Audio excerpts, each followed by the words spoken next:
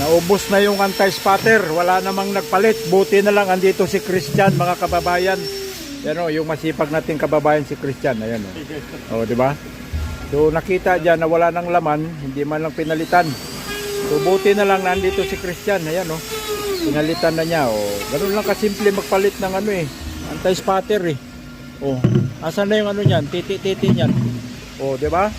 O, ganun lang kasimple. Kabit mo lang na ganyan. Pihitin mo lang. So, napakadali lang. Tapos hayaan mo lang na bakante, walang laman. Oo, andito lang naman. Nakatambak lang naman yan. Magpalit eh. Ayaw magpalit eh. Buti na lang. Oh, andito na yung kababayan natin na taga, ano, taga Kainta. Oh, Binangunan ba? Kainta. Oh, Kainta. Oh, tamo. Shout out sa mga taga Kainta dyan. Oh, oh. Ganun lang kasimple magpalit ng ano, anti-spatter eh. Hinahayaan lang na walang laman.